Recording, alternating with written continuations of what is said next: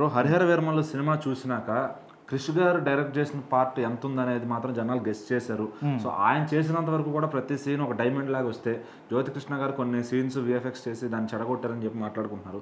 అయితే అసలు మొత్తం కూడా ఆయనే చేసి ఉండాల్సింది, మరి ఆయన ఎందుకు తప్పుకున్నారు? కారణం ఏంటి అసలు? అంటే ఇప్పుడు క్రిష్ గారు అదేవిధంగా జ్యోతికృష్ణ గారు చేసిన పార్ట్స్ ఏంటంటే ఫస్ట్ హాఫ్ అంతా కూడా ఇక్కడ క్రిష్ గారు చేశారు, సెకండ్ హాఫ్ అంతా కూడా జ్యోతికృష్ణ గారు చేశారని చెప్పేసి జనాలు మాత్రం క్లియర్గా చెప్తూ ఉన్నారు. మాకు అర్థమైపోతుంది ఇక్కడ పర్ఫెక్ట్గా ఉంది, ఫస్ట్ హాఫ్ అంతా కూడా అద్భుతంగా చూపించారు, సెకండ్ హాఫ్లో అక్కడక్కడ కొన్ని మిస్టేక్స్ కనిపిస్తున్నాయి అని చెప్పేసి ఇదంతా కూడా జ్యోతికృష్ణ గారే చేశారు అని అందరూ క్లారిటీగా అయితే చెప్తున్నారు. సో ఇక్కడ ఆ ఫస్ట్ హాఫ్ చేసి తప్పుకోవడానికి క్రిష్ గారికి రీజన్ ఏంటి అంటే సోషల్ మీడియాలో మనకు తెలుస్తున్నటువంటి రీజన్ ఏంటంటే హీరోకి వీళ్ళిద్దరి మధ్య ఏదో గొడవ జరిగింది, డేట్స్ ఇవ్వట్లేదు అని చెప్పేసి ఇద్దరు కూడా గొడవ పడ్డారు, మనస్పర్ధలు వచ్చాయి, అందుకోసమని క్రిష్ గారు సినిమా నుంచి తప్పుకున్నారని చెప్పేసి మనకు సోషల్ మీడియాలో వినిపిస్తున్న కథనం.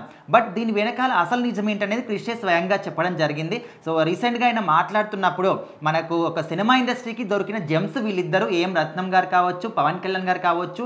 ముఖ్యంగా పవన్ కళ్యాణ్ గారి స్టామినా కానీ ఆయన చేసిన సినిమా అది హిట్ అవుతుందా ఫ్లాప్ అవుతుందా ఆయన జనాలకి వాళ్ళకి సంబంధం లేదు. జస్ట్ ఆయన స్క్రీన్ మీద కనిపిస్తే చాలు, ఒక వాక్ నడిస్తే చాలు, ఆయన చూపు చూస్తే చాలు అనే విధంగా అనుకునే ఫ్యాన్స్ కూడా చాలామంది డై హార్డ్ ఫ్యాన్స్ ఉన్నారు. ఇంత మంచి సినిమా నుంచి క్రిష్ గారు ఎందుకు తప్పుకున్నారో. సో ఇప్పుడు అసలు ఈ సినిమా తీయడానికి కారణం ఏంటంటే క్రిష్ గారి ఒక ఆలోచన. అప్పట్లో ముస్లిం రాజులు కావచ్చు వాళ్ళందరూ కూడా హిందూ దేవాలయం మీద దండయాత్రలు చేయడం కావచ్చు, దేవాలయాల్ని ధ్వంసం చేయడం కావచ్చు, విగ్రహాలని ధ్వంసం చేయడం కావచ్చు, ఈ విధంగా చాలా మటుకు జరిగాయి. సో ఇవన్నీ కూడా జరిగినప్పుడు ఒక యోధుడు ఒక హిందూ ధర్మం గురించి, మన హిందూ సనాతన ధర్మం గురించి పోరాటం చేసే వ్యక్తి ఉంటే ఆ రోజులలో ఏ విధంగా ఉండేది, అప్పట్లో జరిగిన దాన్ని ఇప్పుడు ఉన్నటువంటి జనరేషన్కి కళ్ళ కట్టినట్టు చూపించాలి. చెప్తే ఎవరు కూడా అర్థం చేసుకోవరు, కానీ చూపిస్తే మాత్రం డెఫినెట్లీ అర్థం చేసుకుంటారు. కాబట్టి అలాంటి ఒక ఆలోచనల నుంచి పుట్టిన స్టోరీనే ఇది అని చెప్పేసి ఆయన స్వయంగా చెప్పారు.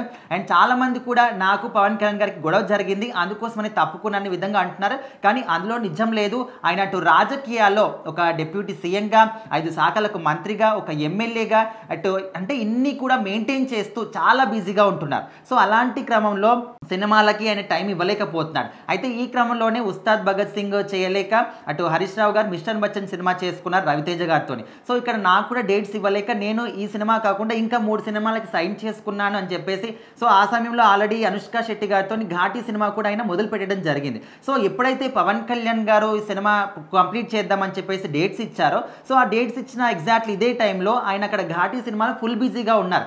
ఆల్రెడీ స్టార్ట్ చేసిన ఇది ఇక్కడ ఆల్రెడీ ఆపేశారు, ఇక్కడ ఈయన బిజీగా ఉన్నా అని చెప్పేసి ఆయన వేరే సినిమా చేసుకుంటున్నాడు. సో అక్కడ ఆల్రెడీ ఆ సినిమా కంటిన్యూ అవుతుంది, షూటింగ్ కంటిన్యూ అవుతున్న క్రమంలో మళ్ళీ డేట్స్ ఇస్తా అంటే నాకు రాలేడు. సో అలాంటి సిచ్యువేషన్ కూడా లేవు. సో అందుకోసం అని చెప్పేసి క్రిష్ గారు తప్పుకొని ఇక్కడ జ్యోతికృష్ణ గారు ఎంట్రీ ఇవ్వడం జరిగింది. సో ఇక్కడ దీని వెనకాల ఇంత పెద్ద రీజన్ ఉంది.